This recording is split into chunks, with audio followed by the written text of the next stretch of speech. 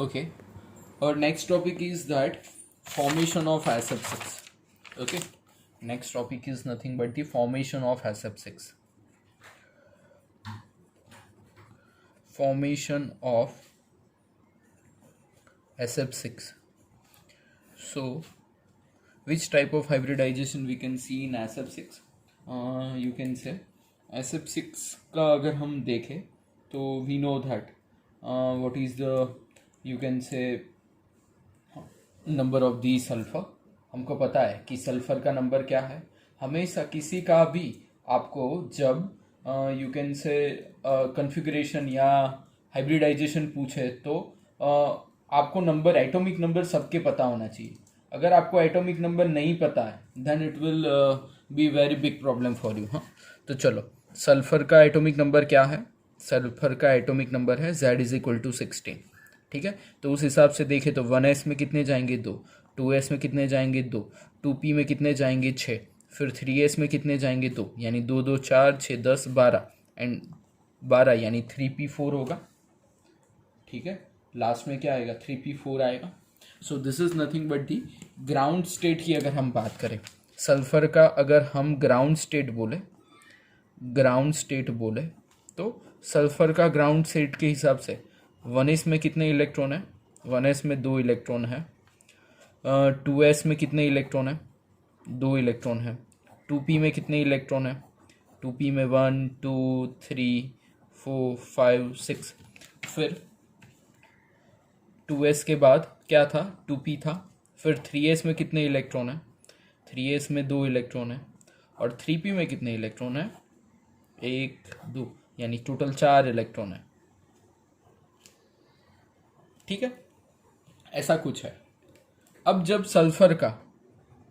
Sulphur का हम excited state देखते हैं तो पहले तो सल्फर का ग्राउंड स्टेट है, लास्ट 2 लिख लेते हैं कि सल्फर जब ग्राउंड स्टेट में होता है तो क्या होता है? 3s में होगा 2 इलेक्ट्रॉन, 3p में जो होगा वो होगा 1 2 3 एंड 4. ठीक है, तो ये है 3s एंड 3p. जब सल्फर एक्साइटेड स्टेट में जाए, कौन सी स्टेट में जाए? एक्साइटेड स्टेट में जाए. एक्साइटेड स्टेट में जब भी सल्फर जाता है तो यहाँ पे आगे 3p के बाद क्या होगा? 3d होगा, यानी 4 और 5. यहाँ पे क्या होगा? 3d. तो एक इलेक्ट्रॉन यहाँ से ट्रांसफ़र होके यहाँ पे चला जाएगा, ये दूसरा वाला भी इलेक्ट्रॉन ट्रांसफ़र होके यहाँ चला जाएगा. ठीक है, सो यहाँ पे होगा क्या? जब एक्साइटेड स्टेट में जब सल्फर जाएगा तब 3s में कितने इलेक्ट्रॉन है? 3s का जो एक इलेक्ट्रॉन है वो भी निकल जाएगा, 3p का जो इलेक्ट्रॉन है वो भी निकल जाएगा और वो सारे चले जाएंगे 3d में. 1 2 3 4, यानी 3d में चला गया. ठीक है, अब कितने फ्लोरीन है? 6 फ्लोरीन है. Okay, so this one 1 2 3 4 5 and 6, यानी 1 2 3 4 5 और 6 फ्लोरीन है. ठीक है, 6 फ्लोरीन विल बी दैट. तो 6 फ्लोरीन अगर आ जाते हैं तो ये हुआ S, ये है पूरा P sp3 और ये पूरा है D2 sp3d2 हाइब्रिडाइजेशन आएगा. इसमें कौन सा हाइब्रिडाइजेशन आएगा? sp3d2 हाइब्रिडाइजेशन आएगा. ठीक है, चलो अब SF6 का शेप देखते हैं कि SF6 का शेप कैसा होगा. तो पहले तो एक सल्फर लगा देंगे. क्या लगा देंगे? एक सल्फर. चारों कोने पे 4 फ्लोरीन, ऊपर एक फ्लोरीन और नीचे एक फ्लोरीन. ठीक है, सो उस हिसाब से अगर हम देखें तो fluorine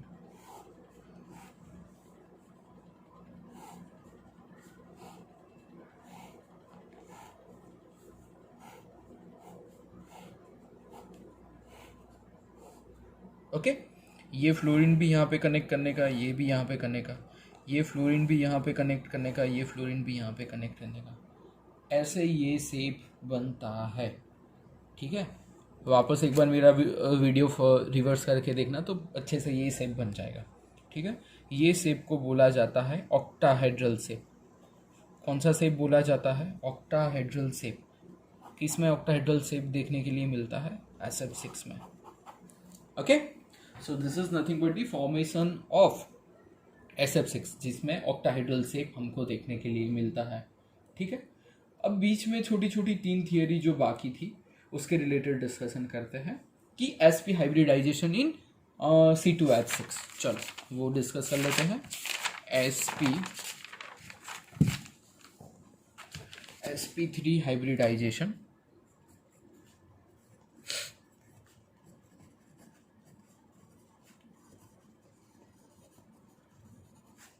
in C2H6 molecule।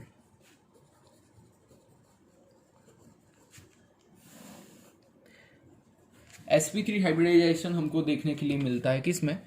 C2H6 में। कैसे?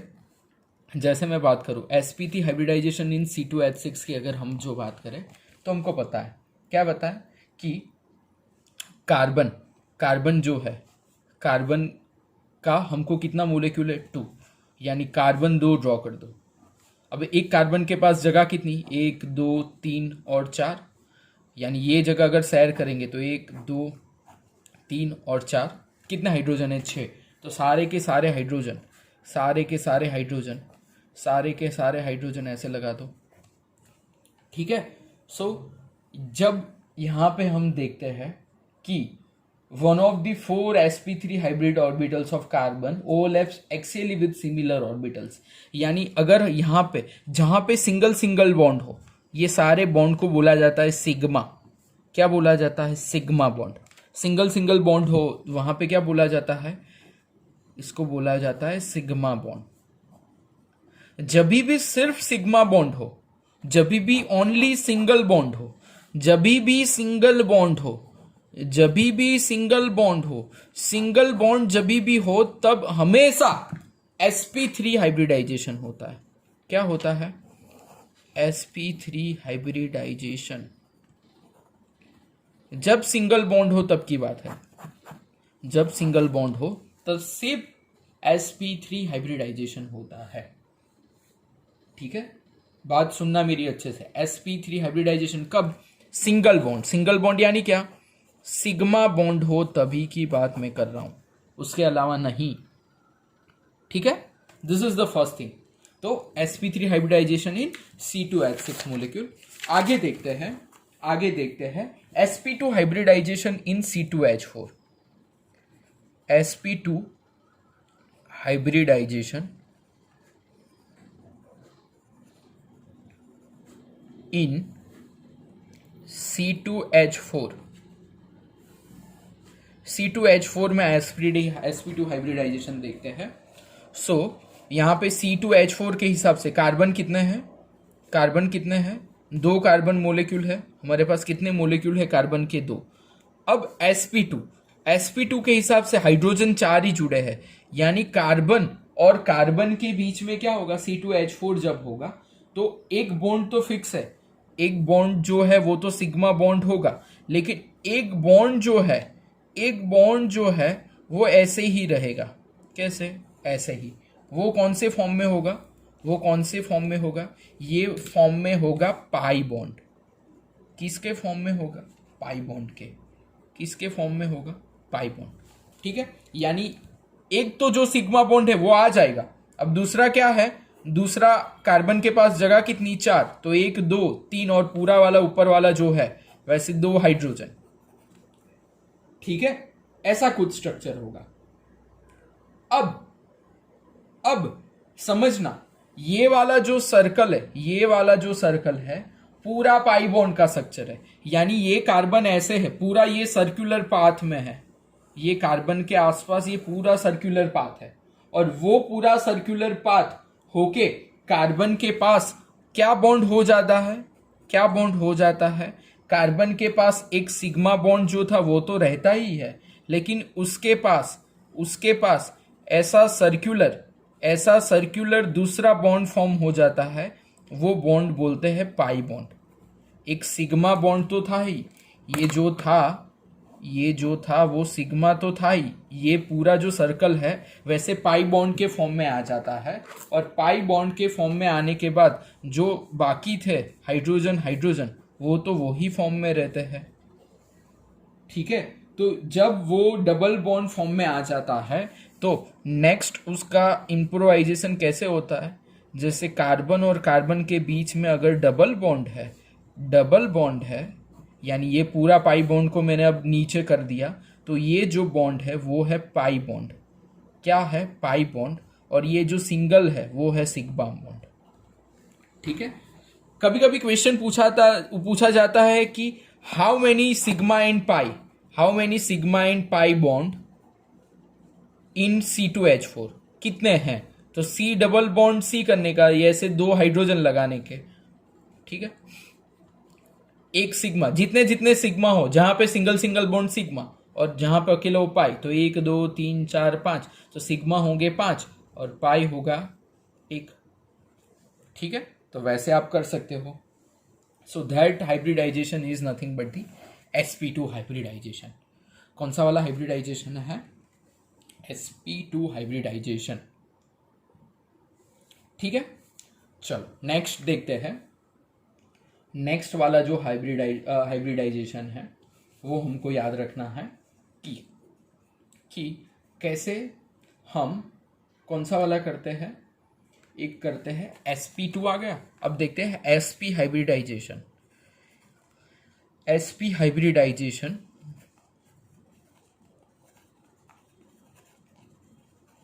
इन C2H2 किस में देखते हैं? C2H2 में हम sp हाइब्रिडाइजेशन देखते हैं। ठीक है, तो C2H2 में हम sp हाइब्रिडाइजेशन देखने के लिए पहले हम क्या करते हैं, हमको पता है कि कार्बन कितने हैं हमारे पास। कार्बन हमारे पास 2 है। 2 carbons we have. How much carbons we have? 2 carbons we have.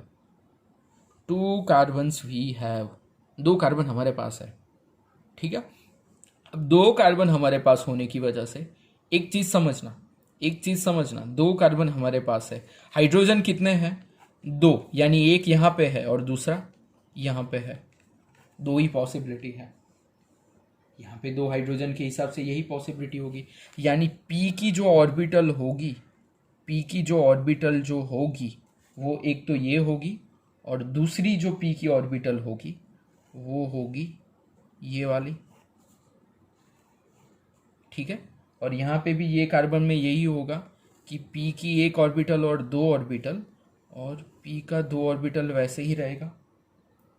ठीक है, कार्बन और कार्बन के बीच में एक सिग्मा बॉन्ड होगा, लेकिन जैसे यहाँ पे 2 जगह खाली रहती थी वैसे यहाँ 2 रहेगी, यानी एक यहाँ पे बॉन्ड होगा और दूसरा यहाँ पे बॉन्ड होगा। यानी ये एक पाई वाला बॉन्ड का स्ट्रक्चर यहाँ पे, जैसे एक स्ट्रक्चर यहाँ पे बनेगा और दूसरा स्ट्रक्चर यहाँ पे बनेगा, यानी यहाँ पे 2 सर्कुलर पाथ जनरेट होंगे। कितने सर्कुलर पार्ट जनरेट होंगे? 2। कैसे? कार्बन और कार्बन के बीच में है, एक सर्कुलर पाथ जो बनता था वह ऐसे कुछ बनता था, है ना? ठीक है, और दूसरा सर्कुलर पाथ वैसे की वैसे ही ऊपर होगा। यहाँ पे एक सर्कुलर पाथ तो था ही, अब दूसरा सर्कुलर पाथ आया, यानी 2 सर्कल्स हुए। हाइड्रोजन तो हाइड्रोजन था ही। सो एट एंड ऑफ दी अगर यहाँ पे देखे तो जो 2 सर्कल है, ये एक वाला सर्कल और ऊपर वाला आधा सर्कल, यहाँ पे आधा सर्कल और ऊपर वाला आधा सर्कल, जो कार्बन और कार्बन के बीच में एक हाइड्रोजन था वो मैं नीचे लिखता हूँ, दूसरा जो हाइड्रोजन है वो यहाँ पे लिखता हूँ। कितने पाई बॉन्ड है? एक पाई बॉन्ड यहाँ पे है और दूसरा पाई बॉन्ड यहाँ पे है। ठीक है, यानी जो रेड वाले है वो दोनों पाई बॉन्ड है, बाकी सिग्मा है। ठीक है, तो ये स्ट्रक्चर है C2H2 स्ट्रक्चर, जिसको बोला जाता है इथाइन। ठीक है, so this is nothing but the sp hybridization in C2H2 molecule. यानी हमने 3 हाइब्रिडाइजेशन किए। कौन कौन से? sp3, sp2 and sp hybridisation. ठीक है, किसी का भी आपको हाइब्रिडाइजेशन आना चाहिए। ठीक है, तो यही फॉर्मेशन से आपको करना होता है, so you can do it very easily. Okay, चलो अब हम आगे जाते हैं। आगे जब देखेंगे तो एक थियरी जो आएगी वो है मोलेकुलर ऑर्बिटल थियरी। कौन सी थियरी है? Molecular orbital theory.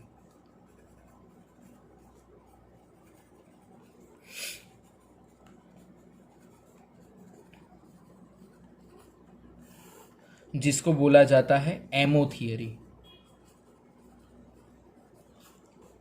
The most important question of the chapter की एमओ थियरी। ठीक है, तो एमओ थियरी जो है वो F Hund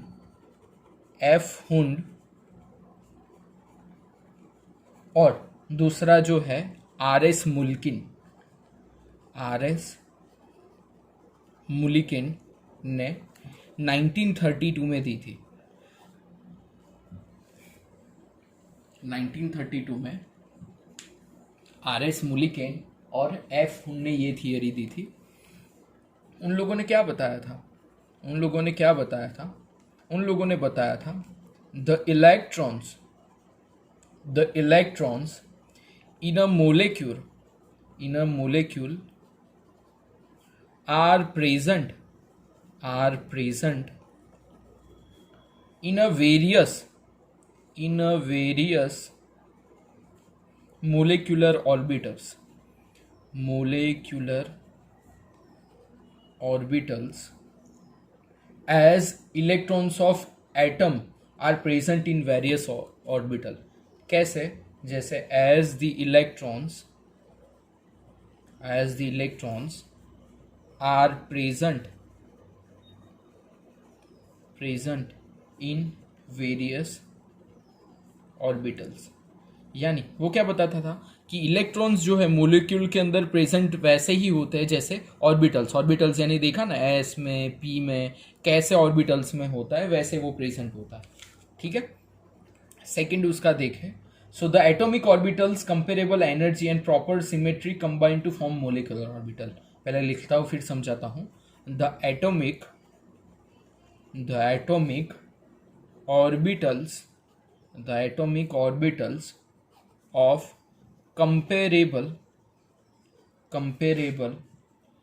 energies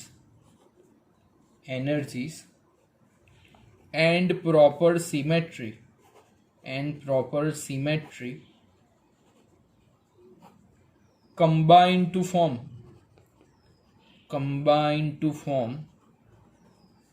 molecular orbitals।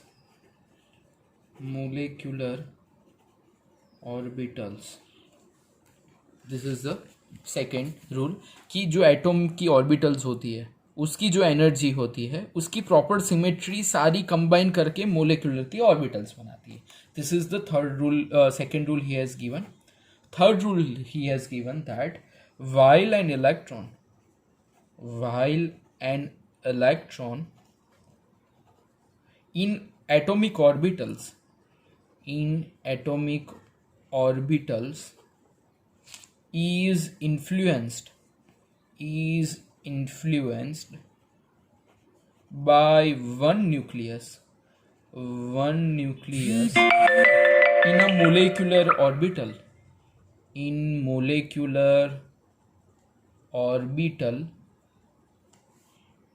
is influenced by two or more nucleus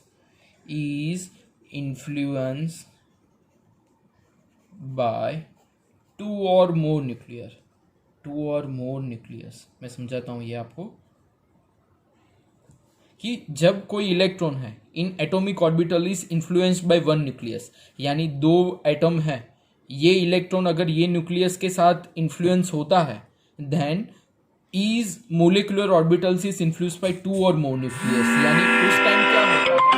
उस टाइम होता है दो से ज्यादा ऑर्बिटल्स का एक दूसरे के साथ अट्रैक्शन बढ़ जाता है। ठीक है, सो ये सारे रूल्स है जो जैसे जैसे हम आगे पढ़ेंगे उस हिसाब से आपको आते जाएंगे। सो अभी सिर्फ आप उसको याद ही रखना, जितने जितने आगे जाएंगे तब आप थियरी उस हिसाब से समझते जाओगे। ठीक है, ओके। फिर there are, this is very important rule, there are two bonding orbitals, दो बॉन्डिंग ऑर्बिटल्स होती है। कौन कौन सी? Bonding molecular orbital, bonding molecular orbital, और दूसरा अगर हम देखें तो एंटी बॉन्डिंग मोलेक्युलर ऑर्बिटल, यानी 2 types of orbitals are there.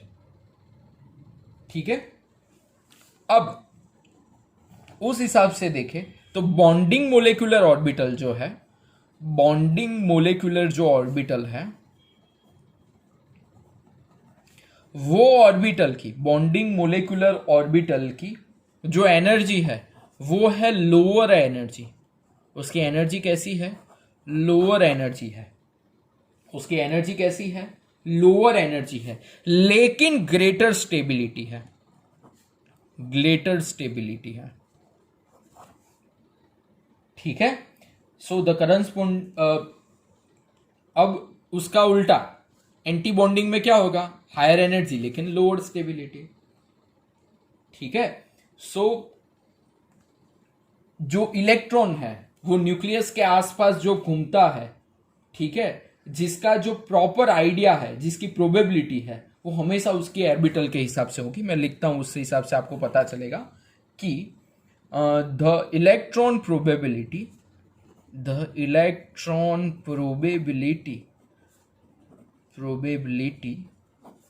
distribution around the nucleus, distribution around the nucleus, यानी जो इलेक्ट्रॉन है वो न्यूक्लियस के अराउंड घूमता रहता है। ठीक है, इज एन एटम, जो डिस्ट्रीब्यूशन अराउंड द न्यूक्लियस जो है, इज एन एटम गिवन, यानी atom who is revolving in orbital, जो ऑर्बिटल में घूमता रहता है। ठीक है, so this is the, you can say revolving जो ऑर्बिटल है उसको ही मोलेकुलर ऑर्बिटल बोलेंगे, वो लास्ट में आएगा। ठीक है, और पोलीज और एक्सक्लूजन जो रूल का था, ठीक है, जो ऑर्बिटल्स जो होती है, लास्ट जो पॉइंट है EFG वाला, कि जो मोलेकुलर जो ऑर्बिटल है, यानी जो इलेक्ट्रॉन है, electron filled in orbitals by, जो पोली और हुंड देखा था ना, पोली एंड हुंड्स रूल, जो इलेक्ट्रॉन फिल होता है वो किसके रूल से होता है? पोली एंड हुंड रूल्स के हिसाब से ही होता है। ठीक है, so these are the 1 2 3 4 5 6 and 7 important theory, molecular orbital theory, MO theory, ये भी आप अच्छे से देख लेना। ठीक है, तो आज यहाँ तक रखते हैं, और 1-2 लेक्चर में ये चैप्टर का मोस्टली पार्ट कवर हो जाएगा। ठीक है, थैंक यू।